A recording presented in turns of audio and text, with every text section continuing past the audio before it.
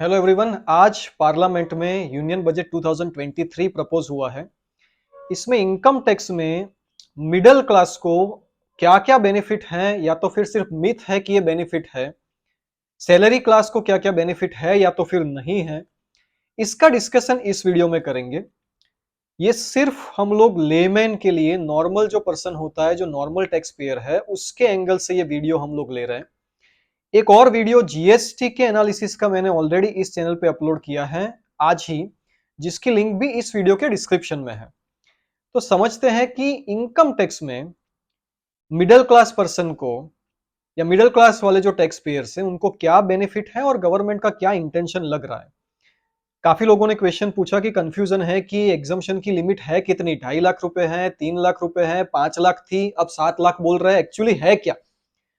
तो क्या सच में 5 लाख की जो एग्जम्पशन की लिमिट है वो 7 लाख रुपए हो गई है, या तो स्टैंडर्ड डिडक्शन का क्या हुआ है। So the salaried class is confused. तो इस कंफ्यूजन को दूर करने के लिए इस वीडियो में मैं एकदम सिंपल तरीके से आपको एक्सप्लेन करूंगा कि भाई क्या क्या चेंजेस गवर्नमेंट ने प्रपोज किए हैं और आपका टैक्स कैसे बचेगा या तो फिर नहीं बचेगा।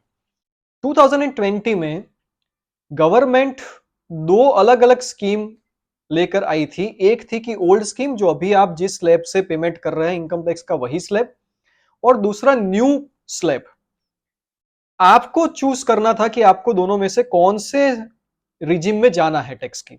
इसके बारे में एक अलग से वीडियो मैंने ऑलरेडी अपने यूट्यूब चैनल पे उस टाइम पे जब नई स्कीम प्रपोज हुई थी तब लगाया था कि भाई दोनों में से कौन सी स्कीम आपको ऑप्ट करनी चाहिए। उस वीडियो का लिंक भी इस वीडियो के डिस्क्रिप्शन में है।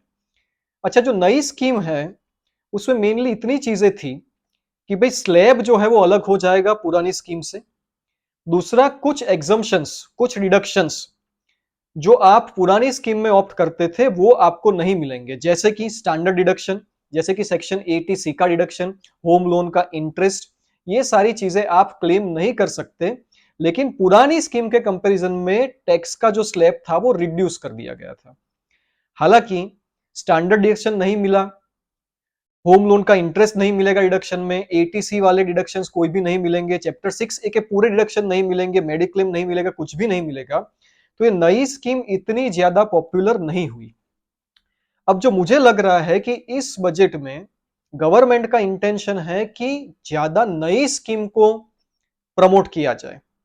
तो जो भी बेनिफिट गवर्नमेंट ने दिए हैं वो उन्हीं लोगों को दिए हैं जो नई स्कीम ऑप्ट कर रहे हैं। नई स्कीम में उन्होंने क्या चेंजेस किए, तो सारे चेंजेस मैं आपको सिंपल तरीके से समझाता हूं। सबसे पहली चीज कि अब तक नई स्कीम में जो 50,000 रुपए का स्टैंडर्ड डिडक्शन है वो नहीं मिलता था। पुरानी स्कीम में आप जाते तो डिडक्शन आपको मिलता था, नई स्कीम में नहीं मिलेगा। ये डिडक्शन अब नई स्कीम वालों को भी मिलेगा। This is the first proposal, rather first change. दूसरा, जो स्लैब है सारे वो नई स्कीम के लिए इन लोगों ने चेंज कर दिए। अब क्या स्लैब है कि 3 लाख रुपए की इनकम तक आपको कोई टैक्स नहीं भरना है। 3 लाख से 6 लाख रुपए की अगर आपकी इनकम है तो 5%, 6 से 9 है तो 10%, 9 से 12 है तो 15%, 12 से 15 है तो 20%, और 15 से ज्यादा है तो 30%। ये नए स्लैब इन लोगों ने रखे हैं फॉर न्यू स्कीम। हालांकि न्यू स्कीम में आपको होम लोन का डिडक्शन नहीं मिलेगा, मेडिक्लेम नहीं मिलेगा, एटीसी के कोई भी डिडक्शन नहीं मिलेंगे, ये तो कंटिन्यू है ही।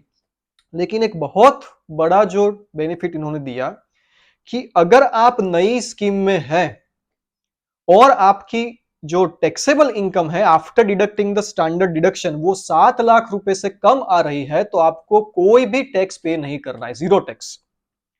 अच्छा, जो पहले वाला जो प्रोविजन था उसमें ऐसा रिबेट का प्रोविजन था कि 5 लाख से कम की अगर आपकी इनकम आ रही है तो आपको कोई टैक्स नहीं भरना है। इसको बढ़ा के कर दिया गया है 7 लाख रुपए। लेकिन ध्यान दीजिएगा कि ये सिर्फ और सिर्फ एप्लीकेबल है नई स्कीम के लिए।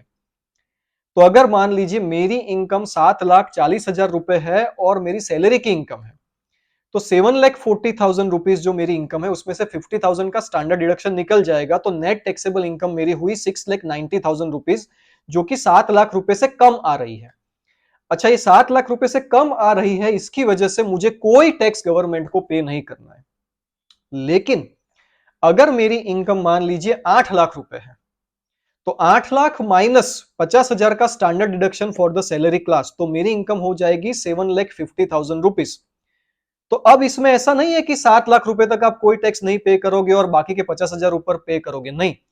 अब मेरी इनकम 7 लाख रुपए से ज्यादा है, इसका मतलब 3 लाख से 6 लाख, 6 लाख से 9 लाख वाला स्लैब मुझे एप्लीकेबल हो जाएगा।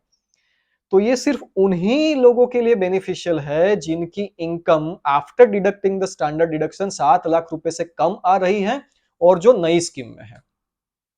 तो डेफिनेटली जिनकी कम इनकम है, मिडिल क्लास, जो 7 लाख रुपए से या 7.5 लाख रुपए से रादर कम आ रही है और सैलरी क्लास है, तो उनके लिए डेफिनेटली ये चीज बेनिफिशियल है। तो ये जो कंफ्यूजन था वो शायद मैं क्लियर कर पा रहा हूं यहां पर। दूसरा एक है कि भाई जो leave encashment at the time of retirement, वो नॉन गवर्नमेंट एम्प्लॉइज के लिए सिर्फ 3 लाख रुपए तक नॉन टैक्सेबल था। अब इस 3 लाख रुपए की लिमिट को बढ़ा के कर दिया गया है 25 लाख रुपीस। तो अगर आप सैलरी क्लास में हैं और नॉन गवर्नमेंट एम्प्लॉय है और रिटायरमेंट के टाइम पे अगर आपको लीव एनकेशमेंट की अमाउंट मिल रही है, then up to 25 lakh rupees you are not required to pay tax.